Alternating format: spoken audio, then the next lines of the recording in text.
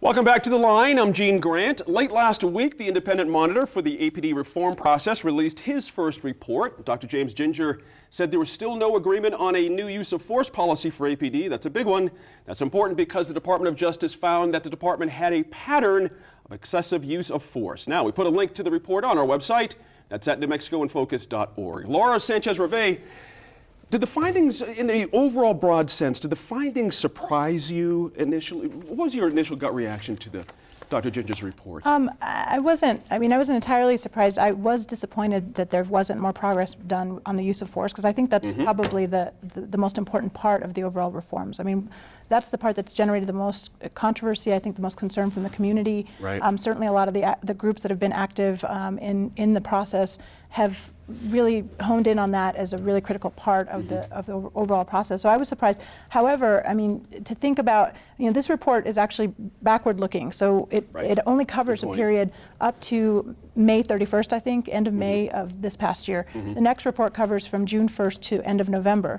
So it's important to recognize that, that is a look back at where things were and not necessarily a current picture of where things stand. But I think from what has been said after the fact and in interviews and so forth, the comments, it looks like they still don't have agreement on it. And that's a serious problem, because they are in basically the halfway point between now and when the deadline is of November 2016. And there needs to be more progress made. That's right. Senator, was there a fair warning here? I mean, the language was sharp but not pointed. There were some things that were given due credit to APD for the reforms they've tried to make.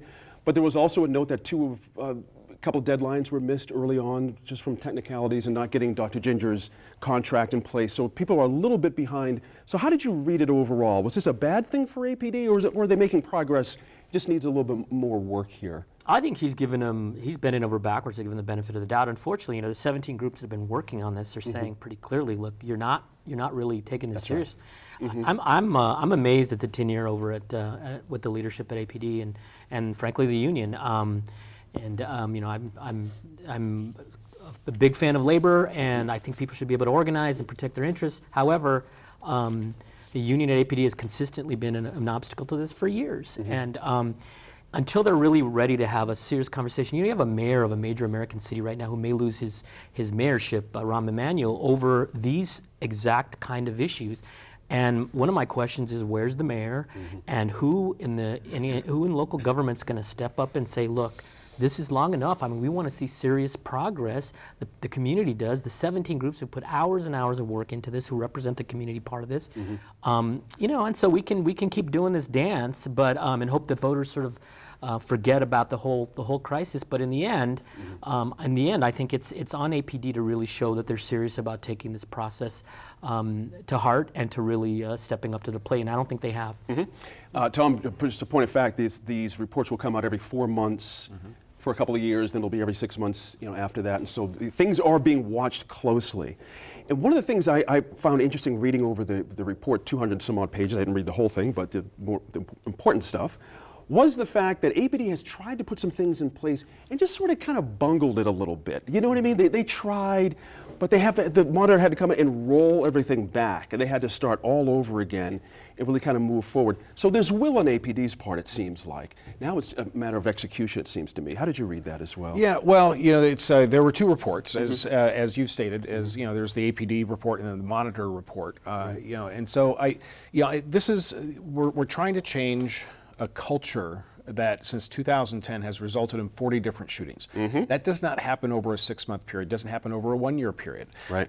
But for a lot of these negotiations, from an observer's perspective, are taking entirely too long. I mean, if it just takes 6 months to get to the negotiation to start and to sign the contract with the monitor, then that tells me that everybody wants to make sure that their goat is not the one that's going to get sacrificed. And sometimes that needs to happen. There's a saying that sacred cows make the best hamburger, and you need to be able to go in and find out what are those sacred cows, and let's get rid of them, because sometimes those things are standing in the way of progress. That's right. And then also there's sacred cows don't want to be gored, basically, and there's a lot of resistance traditionally inside police departments. So we shouldn't be surprised there's a little bit of friction, should we? I mean, to your mind, it should be. No, I'm going to disagree with my friend Eric for a minute. It's not APD's responsibility, it's the mayor's responsibility. APD is an organization that's run by the elected officials, the mayor. And I believe at the end of the day, Eric's right. It's interesting that, I think most viewers would consider me a fairly conservative Republican and Eric a fairly liberal Democrat. And we're on the same side on this deal. Look, APD, the mayor's office, has completely lost the battle. Whatever battle it is they're drawing. And the problem is there shouldn't be a battle here.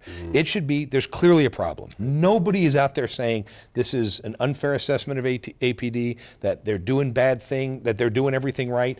And consequently, no one's out there saying everybody in APD is wrong.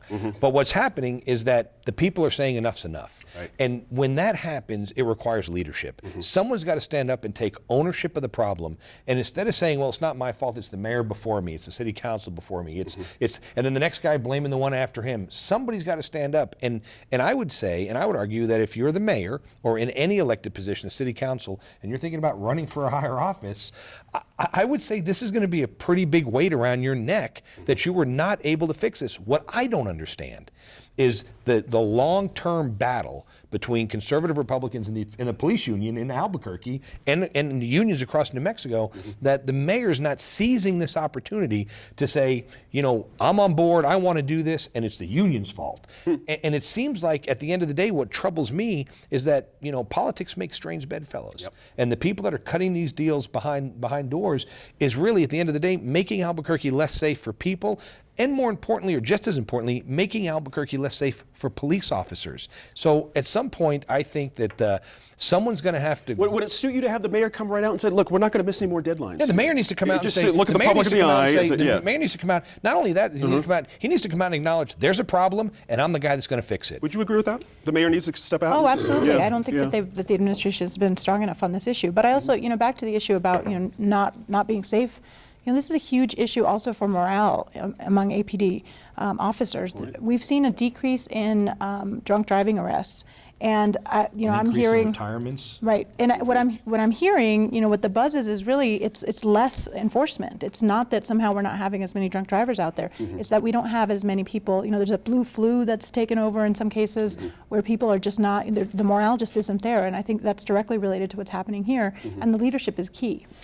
Senator, interestingly, that Laura just brought that up. We had some movement this week from your old stomping ground, City Council, which has just approved some more money for officers for a raise, and then also bringing back that program to entice officers who are at the end of their career line to stay and just make a little more extra money. This idea's been around. Do you support that idea, first of all? I always supported it. Yeah. I carried tax increases to increase training, to increase wages. I think you can support law enforcement by saying make them the best equipped, the best trained, and the best paid. I think And hold them accountable. And make sure that their leadership, and I feel in the comfortable position of sort of like when I was supporting what Lindsey Graham said about Donald Trump's comments on Muslims. Yeah. To agree with my good friend Dan over here, but I think that you have to take this very, very seriously. Economic development, community development, morale, safety, all the things that local government's supposed to do, unless we take this seriously. And I'm shocked that it's dragging on. I have friends and family in that department who are just absolutely frustrated with the lack of leadership at the highest level, from the mayor to the chief. Somebody needs to step up, and I hope it's the mayor and the chief and senior management there, and say, we just can't. We're losing the public, and that makes it I agree with Dan. It makes it very, very tough for my friends and family who are in the department to do their jobs, to be safe, to really have the support they need, to have the equipment they need, to have the training they need. And a big part of that training went off the tracks a long time ago, which is you are the ultimate public servants. You have to be held to the highest standard in terms of how you interact with the community. And there's a lot of good folks in APD who do that. But if they're getting mixed messages from leadership that they're not going to be held accountable, then I think the ones who don't get that are going to continue to cause these problems. We don't have 6 months and 10 more deaths or 10 more. Mixed messages or no messages. Yeah, interesting. As a point of interest, we had the mayor here last week talking about APD reform. You can find that on our website, newmexicoinfocus.org. And speaking of which, up next, Albuquerque Mayor Richard Berry talks about the role of entrepreneurs in our local economy.